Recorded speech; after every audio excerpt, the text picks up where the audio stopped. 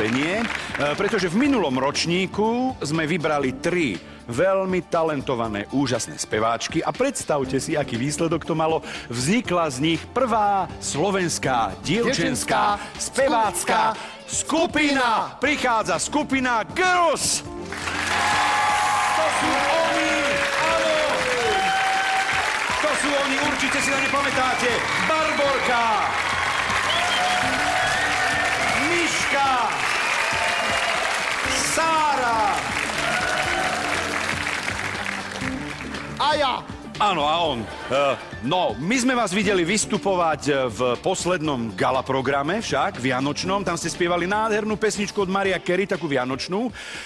Skoro pol roka sme sa nevideli, tak čo ste vy toho pol roka robili? Mali sme tanečné skúšky. Áno. Nákupy nového oblečenia. Aha. Nového oblečenia. Tak na to ste sa tešili najviac asi, čo? No a niečo s hudbou ste nerobili? Nahrávali sme CDčko svoje. A čo? Vari už je nahraté?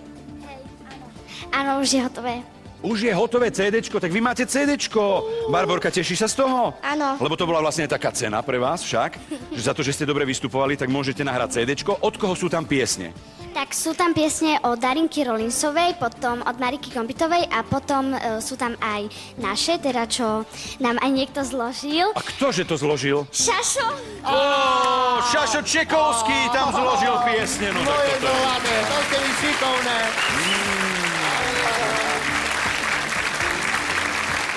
To je úžasné, my sa na to vaše CDčko tešíme a teraz nám zaspievate zrejme z toho CDčka nejakú pesničku. Čo to bude? Chlapci sú v pasci. Chlapci sú v pasci, skupina Girls!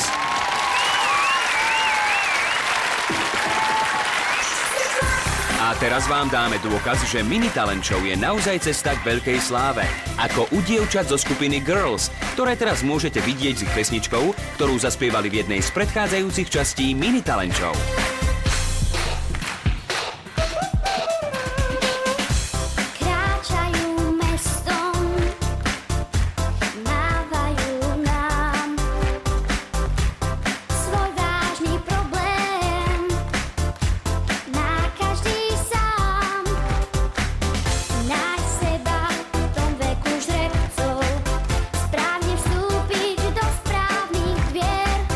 Vlastné góly pália v